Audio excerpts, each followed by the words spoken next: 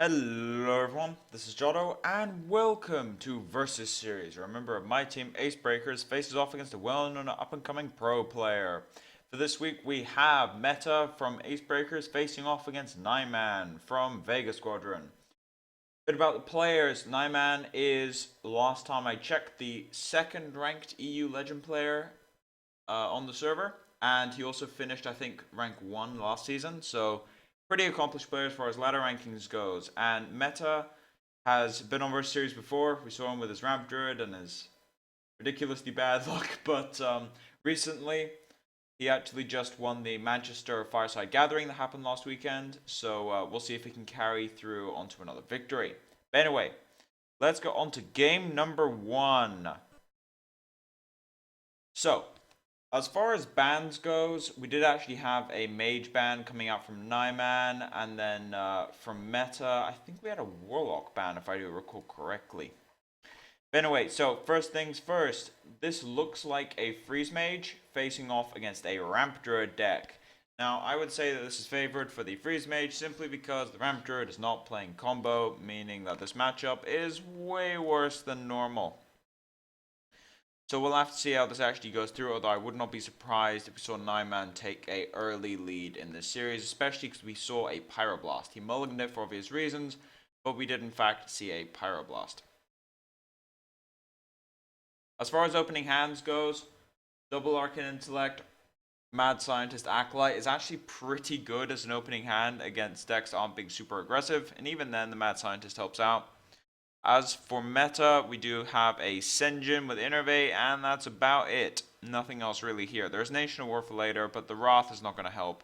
I think you do Innervate coin Senjin here. It just seems to be the best play. But once he realizes this is Freeze Mage, he's not going to be happy. Because Freeze Mage is not a good matchup. Just to verify, yep, the ban was in fact Warlock from Meta and Mage from Naiman.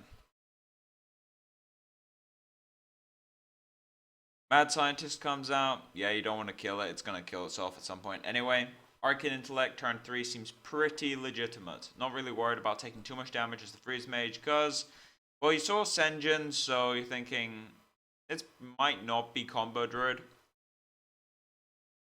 You can also just sacrifice Mad Scientist to get some secrets. Now, that could either be Ice Block or Ice Barrier. I'm guessing we're just about to find out. Looks like Ice Barrier. Gaining 8 life, essentially. So that Senjin just bounces off, gives him some extra healing. Scenarios does come off the top here. That won't be too useful. This is a very slow hand coming out from meta. Doomsayer, we also have Loot Hoarder. So yeah, Loot Hoarder ping seems to be the actual play here. I think at this point you just ping the Senjin to death. Next turn you can go Acolyte ping or Arcane Intellect ping or just that.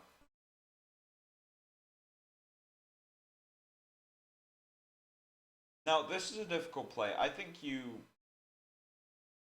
want to keep your Senjin alive. Just be card efficient. So I just hero power it.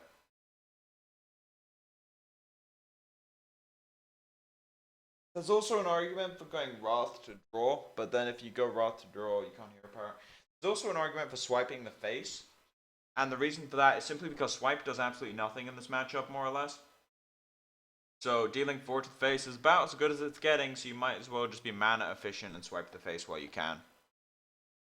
I think the play is either swiping the face or hero powering, depending on how conservative you want to play. Looks like this is going to be a swipe. Yeah, really thinking that one over because that was not an obvious play at all. Kona Cold coming off top here. Plenty of freezes, just only 1 minion to freeze.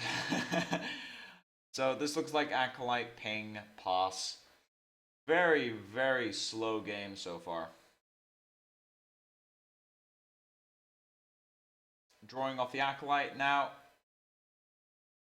I think that was a mistake actually because if meta catches this, he can draw off the Wrath on the Acolyte and then hero power and get the Freeze Mage to mill a card.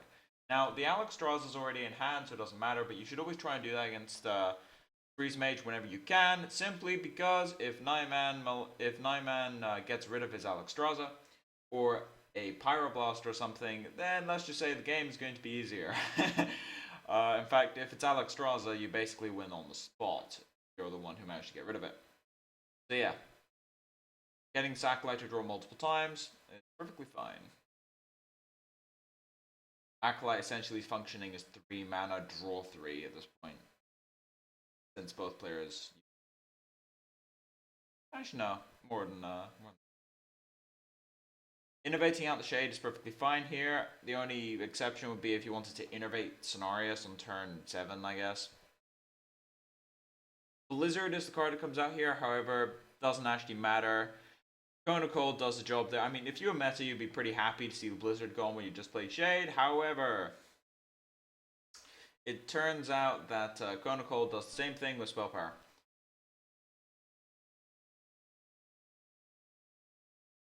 I would actually consider playing Big Game Hunter to put pressure on, and then Hero Power the 1/1. This Big Game Hunter's not doing anything. You could also swipe the face, I guess. I think I'd play the Big Game Hunter, and the reason for it is because you don't have any mana spare in your curve, so even... Not to mention, I don't think you can beat Alexstrasza regardless, so I would just play Big Game Hunter here, and then Hero Power the 1/1.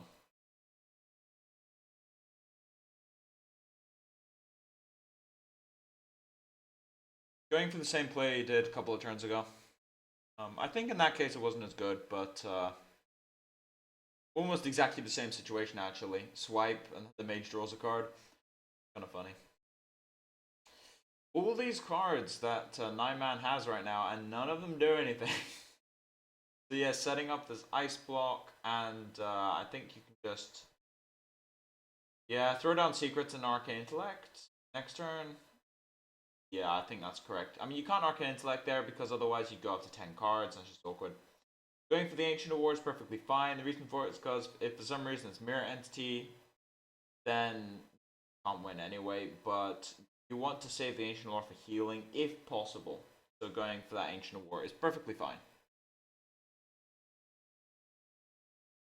How many cards are in hand right now for Naiman? There's, I think, 9? So yeah, he's going up to 10 cards here off this Arcane Intellect, so he needs to play something that isn't a Loot Hoarder. Could start, I guess, just play Doomsayer? Oh, that's awkward. However, this Doomsayer is it? It is in fact completely unkillable. What? How did that happen? The Doomsayer is completely unkillable. It cannot be killed with this hand. That's hilarious. I think you Wild Growth and then Hero Power pass.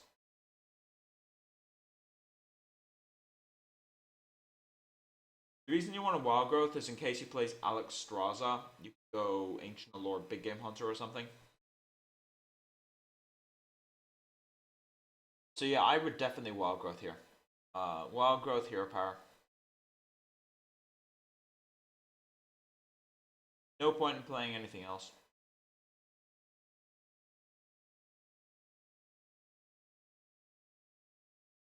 I guess if the Big Game Hunter had been on the board a couple turns earlier, it may have turned out differently.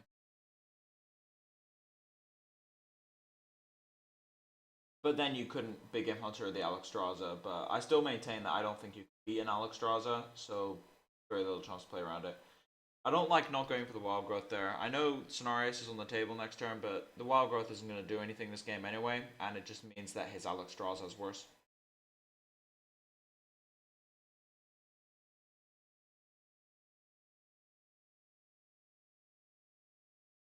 Big Game Hunter...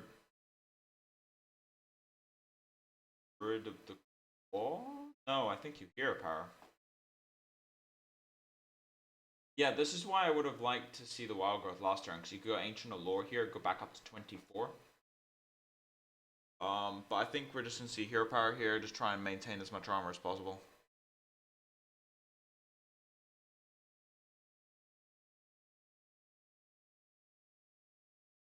This is starting to look really, really good for Naiman though. 2 Fireballs, straight to the face, and then 2 Ice Lances puts meta all the way down to 4, and then the Pyroblast is the victory. And I actually don't know if meta has a single card in his deck he can draw. I guess you can get anti-Keelbot or something, but I don't think he's playing it.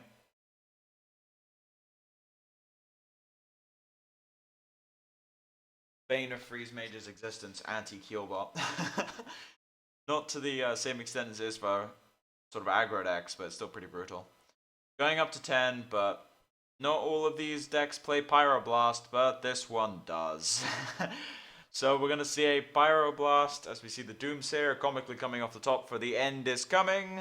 And that's the end of meta for game number 1. So yeah, basically that game was a case of Druid, the slower the version, the worse it is against Freeze Mage, because you don't have combo. If you had combo, you probably could have popped Ice Block several turns earlier and then gone from there. Or I guess the turn before and then killed him when you tried to play Extraza. Alright, so we're in for a long one. Why? Because, and I may just actually start talking about the previous game a bit more, because Warrior versus Mage can be described in about a couple of sentences. Sorry, not versus Mage, versus Freeze Mage. So this game is going to go in this way.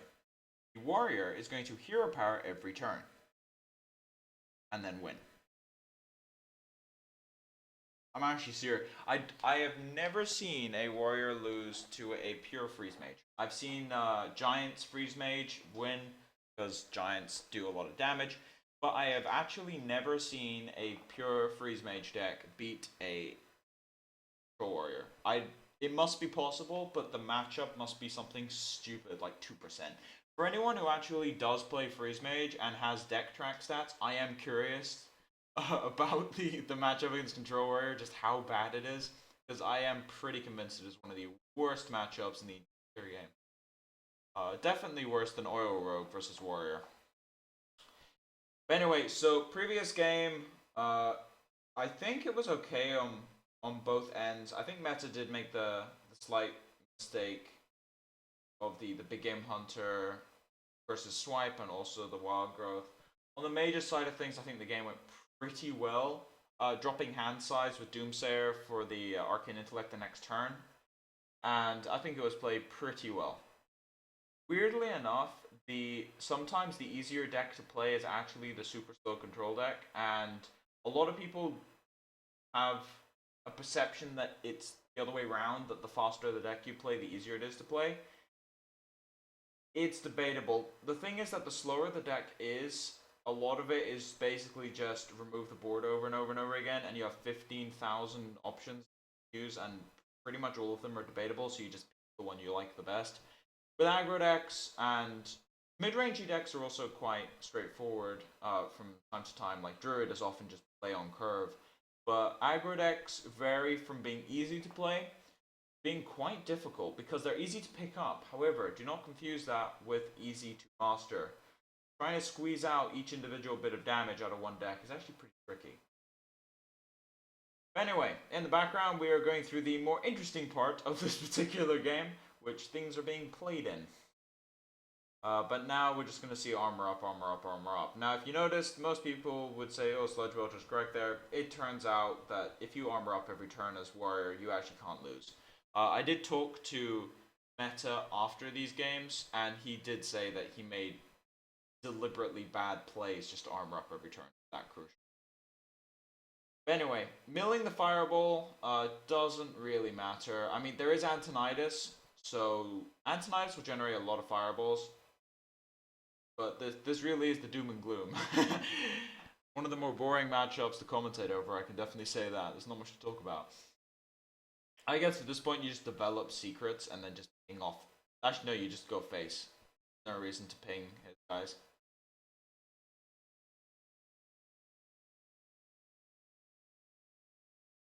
Go face the entire game and hope for the best.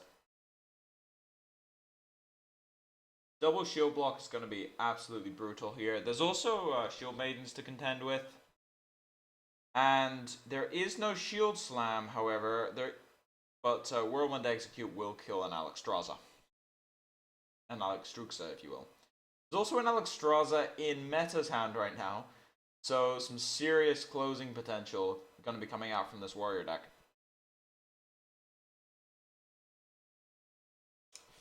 You know, it's times like this where I just wish that spectator mode had the hand the other way around so that you can look at the art the correct way. I know it gets a bit glitchy if you try it. It gets a bit glitchy when it's the correct way up, I guess. And they did say it's something like break the game, but it's still annoying to look at everything upside down. There was actually some news on spectator mode, which was it was on Hearthstone, that's where I caught it, but it was something to do with the fact that when you're spectating people, you don't have to exit after every single game. You can choose to keep spectating them, and you'll just be pulled into every game, which is absolutely amazing, by the way. Because it means that for tournament organizers, you can just stay in the same series. You don't have to go into each and every game in between. It also means that if you're trying to coach someone, you can stick with them without all the hassle. Or if you're just playing with some friends, again, you don't have to rejoin every single game. So I really like that. Starting to see fireballs go at minions. Yeah. It actually just doesn't matter. It actually just doesn't matter where these fireballs go. They're not going to be enough. This game is basically going to be Alex Raza and hope Alex Raza hits him. That's how this game is going to go. So this is just going to be War Axe, Armor Up, Whirlwind. Shield Slam is actually going to be quite handy because armor. You can just go shield block, shield slam, and that will kill anything. At this point, the Fiery War Axe is actually just for closing speed, which is quite funny, actually.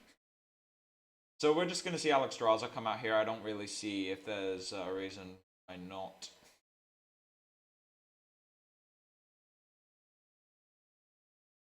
The longer you wait, the worse this is going to get, so you might as well just go for it while you have a slim chance of getting it. But are you ready for the... That's a big game hunter. Are you ready for the going back up to above 30 life when you just got Alex Strazed? Funny thing about this play actually is that you don't want a big game hunter here. You just want to go shield block, armor up, shield slam. Gain 12 armor, kill his AA.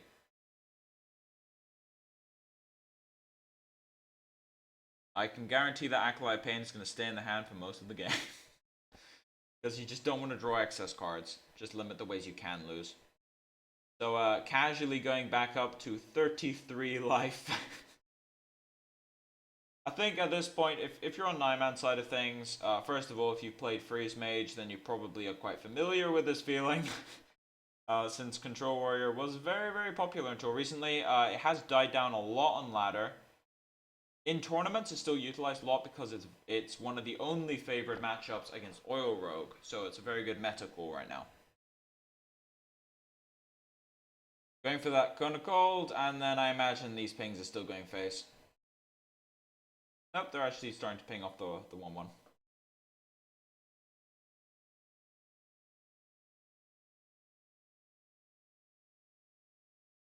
I'm guessing he's debating whether or not to use the coin here. Or just play Doomsayer or something, just to limit your opponent's outs. Well, not outs, as more in terms of just what they can play. I would not be surprised if we see Alex Straza here, and then...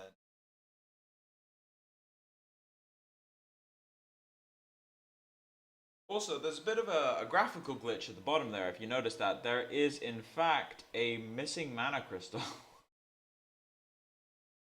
There is a missing mana crystal that has been sighted. I guess you could go slam, execute, armor up, or something. I think I like Alex Raza here, although you could just say I want to gain more armor. I mean, if he's doing it this way, he's probably just armoring up. Yeah. Trading off with the Grommash, and then you don't play Armor Smith here, it doesn't do anything. Well, it kind of does. You gain 1 armor, I guess. But 2 armor is better than 1. You also don't have opportunity cost on your hero power.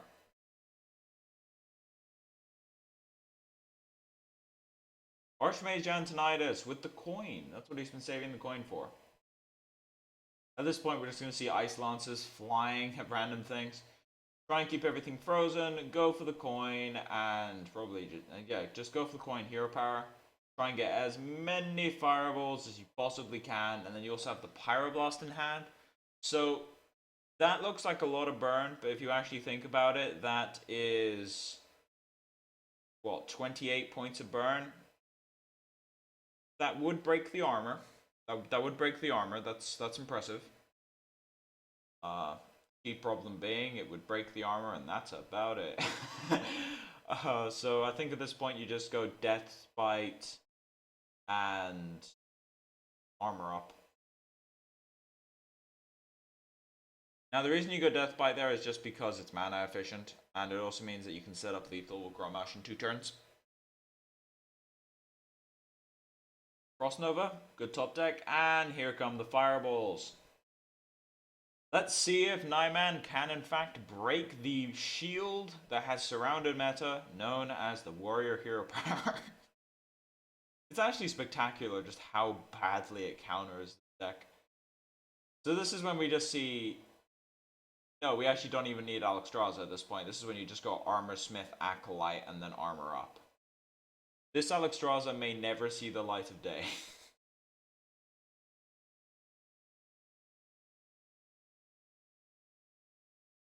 I want to point out that there's already been an Alexstrasza and an Antonidas played, and it's going back up to 30.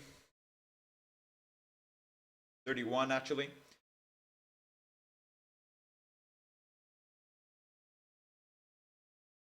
Here come more fireballs going straight to the face. Yeah, at this point it's just, you can't win from here. I think the real reason for playing this game out was just to see whether he could get any excess information from meta, see if there was any interesting cards in, since this is a best of 3. So you want some bit of extra information, especially considering his final deck that he's bringing in is Paladin. Now, Paladin versus Warrior is favored for the Paladin. It's not as favored as a lot of other favored matchups are. It's about 65% in my opinion to the Paladin, and the reason is because the Warrior eventually runs out of board clears. Now, there are certain techs that improve the matchup for Warrior or make it worse, depending on metagames in particular. So you've got things like Zombie Chow, which are okay against Warrior because they deal with armor, but then a Neurotron, whenever it is played, is absurd against Warrior. I think we had a... Oh no, that was just glitching. Alright, so just holding up the mulligan for long enough. But anyway, so on the other side of things though, you can play Whirlwind, which is good against Muster for Battle. Death Bite is a very important card. Brawl is a very important card. Acolyte Pain also quite important. Then on the Paladin side of things, the most important cards are probably Tyrion, Quartermaster, and Muster for Battle. Those are probably the 3 most powerful cards in the matchup. Lay on Hands is also in the deck for Naiman, and that may be critical because one of the ways Paladin can lose to Warrior is getting bursted to death. This has happened to me multiple times when I was playing Paladin, where the matchup was quite favored for the Paladin. However, it's not 75% because you lose a little bit extra to just random burst combos from Grommash. Alright, so we got Zombie Chow against a coined out Armor Smith, which is fine because if you look at the hand, there is in fact a slam.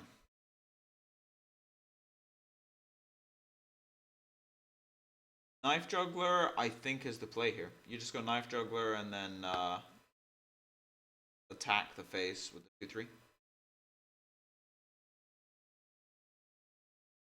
Actually, no, I think you attack the 1-4. Yeah, I think you attack the 1-4, because attacking the face doesn't do anything. But attacking the 1-4 actually means that he can't do Cruel Taskmaster, he can't do Axe and keep it alive. Slight mistake there. So yeah, we're going to see Slam trade, because if the Knife Juggler trades into the Armor Smith, there is a Cruel Taskmaster, so it's not necessary to Cruel Task there to kill that Knife Juggler. That's also a very, very good trade for meta there. Giving up half an Armor Smith and a card that cycles for, well, half a Knife Juggler and a Zombie Chow? It seems pretty decent. Cruel Taskmaster gonna do some serious work here. Take out the 3/1. It is a bit worrying that you have to use an activator for this. By activator, I mean Grommash and Rage activator, but value is value. I like the Defender of Argus play here. There was a couple other ones. There's Consecrate, which is not fantastic in this matchup, so you can throw it out sometimes. There was Hero Power, which wouldn't really do anything. Defender of Argus, though, just lets you get some extra damage in, strip the armor off, and then set up a trade. We do, however, have some seriously good turns coming up here. Deathbite into Sludge Belcher into Deathbite seems pretty legitimate, especially considering Muster for Battle is late to the party right now. One of the worst times you can possibly play a Muster for Battle is when a Deathbite has 1 durability. So this actually looks like the legendary Hero Power Pass turn. This is really awkward. I think this Muster for Battle is getting saved for turn 8. Where on turn 8, after playing Boom, the next turn you can go Muster, Quartermaster, and that puts an astonishing amount of stats on the board. 9/9 in Silverhand Recruits, 1/4 weapon, and the 2/5. Just some serious value for your mana cost. Alright, going for the Acolyte of Pain instead of the Sludge Belcher. I think I would have preferred the Sludge Belcher there simply because it plays around Quartermaster. And I know that I can see both hands, but it's still something you should play around. But now this Deathbite is going to do a lot of work. You can actually play Acolyte of Pain here and then just Deathbite the 2/5. And it also cycles a card, so you either play Belcher or you play Acolyte, and I think you play Acolyte. Alright, so if he's playing Belcher, he's not using the Deathbite here. Interesting. Really holding on to this Deathbite. Although the Dr. Boom this turn is going to make that worth it. Yeah, this is Slam Boom. I don't think there's another play there. Are you ready for the game of how to play around the Boom bots? Always interesting. Alright, so what you can do here is armor up, shield block, shield slam, the Boom, and then attack the 2/2 with Deathbite. You could just save the Deathbite again and just execute, or you could play Sylvanas and then execute. This is a difficult turn. I think if he's doing it this way, then this is probably going to be the shield block, armor up, and then Deathbite turn. It could be Sylvanas. Going for the Sylvanas. Alright, that's interesting. And then going to see if he can kill his own Sylvanas here. This would be amazing if this works. And of course, yeah, it doesn't. But that was actually a well done play because it meant that you could save the execute mana, but on the flip side of things, if those Boom bots had gone straight to Sylvanas, then guess what? You get a 7/6 instead of a 5/4. Now this turn is, yeah, Shredder armor up. I mean, not Shredder armor up. Shredder. Alright, no hero power. That makes sense, actually, because you don't want the Sylvanas stealing your Shredder. I mean, not your Shredder, your token. Now, because of the way Death Rattles stack, this is not going to get stolen, the second half of this. However, I think you take the chance here to play Deathbite and Acolyte of Pain.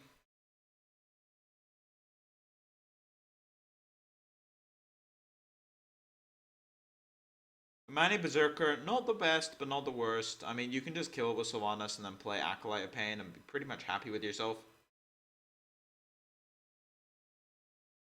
So that ended up turning out pretty well on meta side of things. Now, Naiman has got Consecrate, which will most likely get played here. There is a Consecrate Paladin Shredder turn here. Problem is that Acolyte makes things rather awkward, but I think you may just have to blow this Consecrate right now.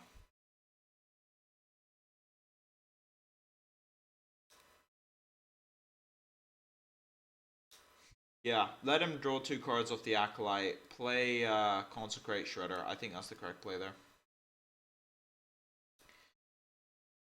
Now, this game actually hasn't spiraled out of control for the Warrior, so while the Warrior is in a commanding position right now, because of the way this matchup works, there may actually be a stabilization that happens by the Paladin, and at that point it gets a little bit frisky for the Warrior side of things. Alright, going for the Lay on Hands to draw. Yeah, I think that's okay. If that's the case, then it means that this deck probably has qualities in it. And there it is. The reason I said that was simply because if he's not playing the Consecrate here, it means he wants to save it with a quality. Some of these decks don't play a quality. Some play 2, some play 1. Now, this Cairn is a it's not a likely choice in terms of legendaries. However, in this particular case, it is absolutely brutal. Now, we could see a quality Consecrate into double shielded minibot. That might be correct, actually.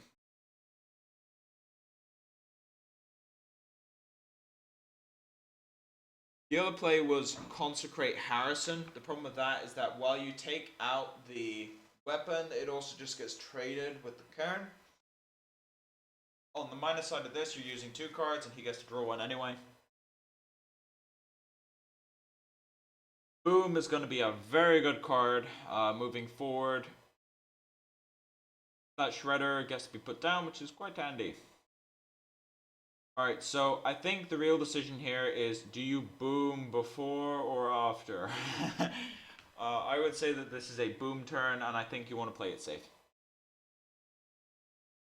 Loot Hoarder being unreasonably awkward right now, so I think you just save the Death Bite. Unfortunately, this Death Bite is going to mess him up. It's very rare that Death Bite actually turns into a help for your opponent, but in this case it has. Now, this is a sick turn. You can trade your 2-1 into the 7-7, see what you draw, and then just Harrison Jones and Aldor the 7-7. That's an amazing turn coming out from Naiman. And then you have 2 extra mana, so you can go shield the minibot.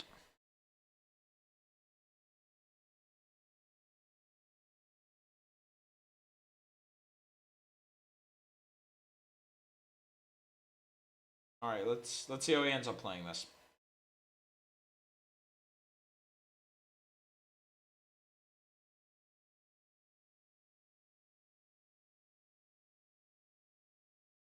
What other options are there? There's Consecrate, there's Muster, Sylvanas.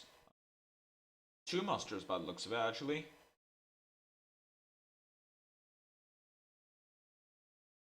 Yeah, going for that trade. On the negative side of things, this is a lot of armor. Sludge Belcher is not as good as Aldor. Now let's see where these Boom Goats go. They may completely obliterate this Harrison Jones. That's a lot of armor.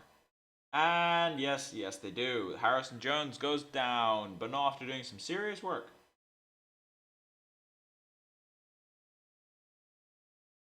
Alright, I think this is actually shield block, armor up. You could go Rag this turn. Problem with Rags doesn't actually do that much.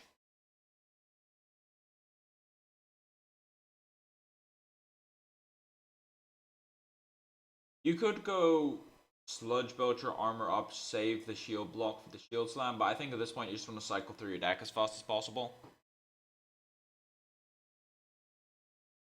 Looks like we're going to see this golden shield block get used here. He's thinking about it. To be honest, it really is personal preference whether or not you save it there, because on one side of things you want to save it for shield slam, on this side of things you probably got shield maidens in your deck. Slight mistake there. If he was going to draw, he should have done it first. Getting some extra armor though is always handy. Up to 14 armor. Now, what this does do is that because it's Alexstrasza and Ragnaros, he can actually go for some sort of catch-up plan with Burst, because I would actually consider the Paladin ahead right now. So Naiman is in a fairly commanding position after this Consecrate. So moving forward, I think the way the warrior could win this game is with Alexstrasza into some sort of damage combo. Especially considering Lay on Hands already got used, but there is in fact a Sludge Belcher. But then on the other side of things, you have a full clear with that Muster for battle. Very weak to Whirlwind, but he does not have Whirlwind. Instead, he has the worst thing at killing 1/1s in the history of 1/1s, which is Ragnaros. Now, this turn is a bit weird, although I do think that you play Alexstrasza here and then just deal the 6 to the face.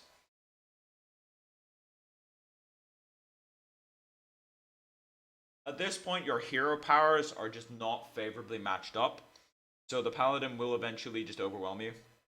So I think trying to go for the Alexstrasza and maybe getting a kill out, squeezing a kill out, is probably the way to go. But we'll see what he decides here. There's obviously the argument of Ragnaros and Cruel Taskmaster and things like that, but I do think they play as Alexstrasza.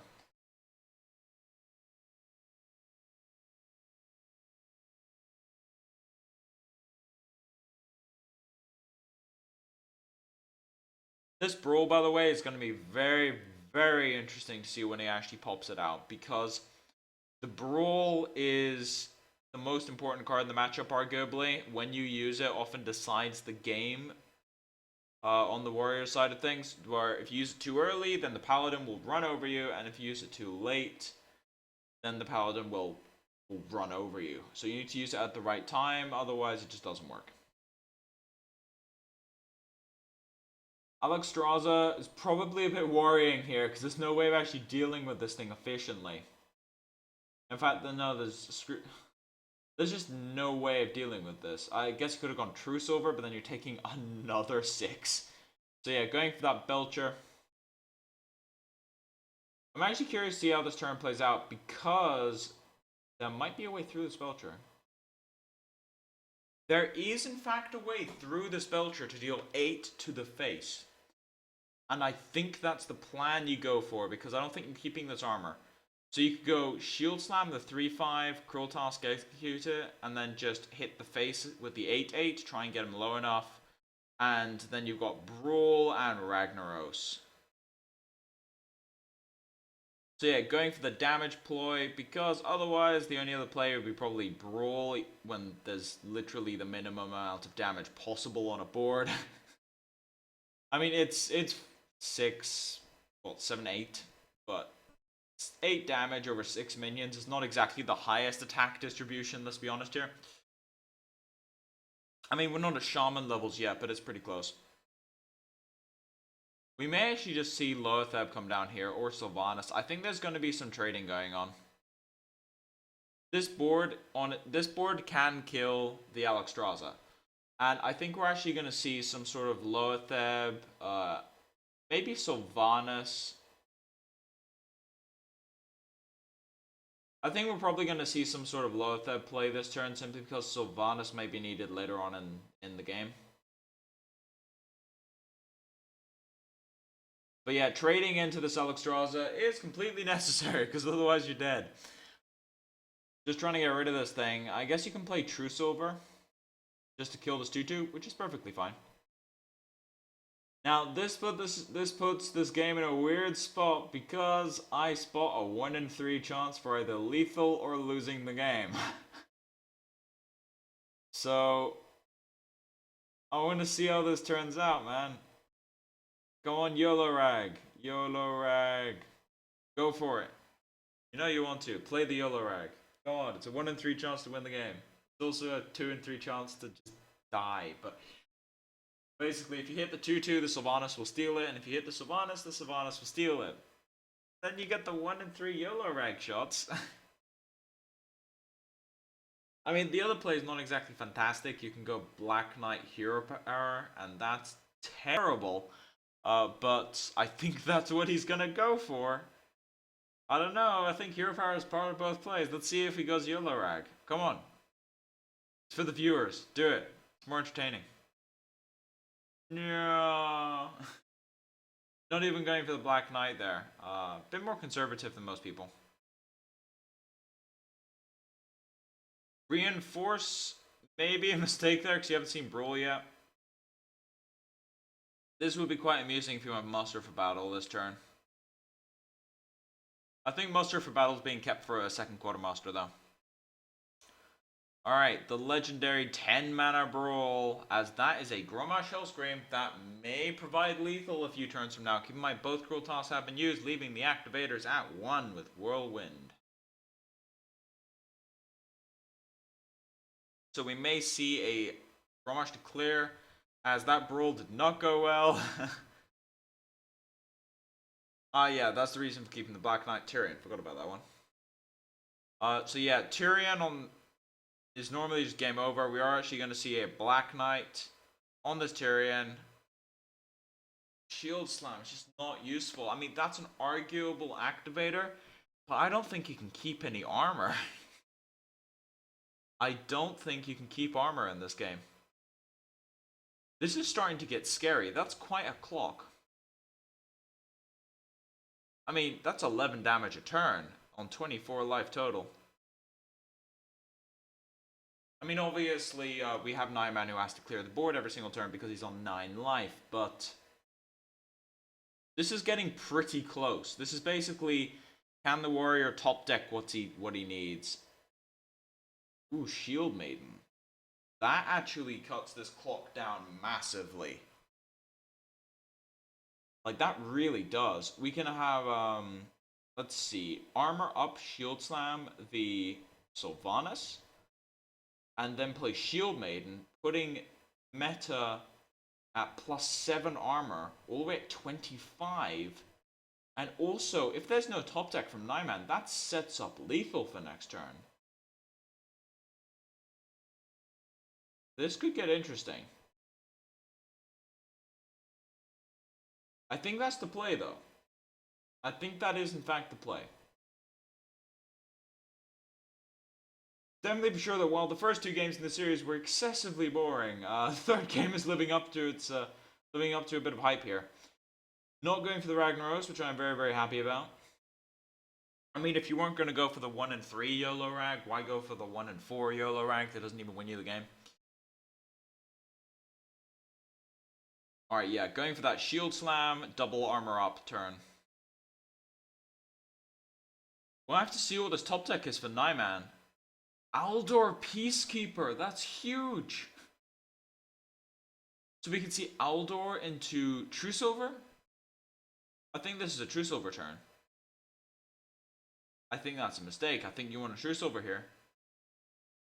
Sure, you're losing your weapon, but I think True Silver was correct there because you need to heal. I think the only way you can lose is just do Sheer Burst.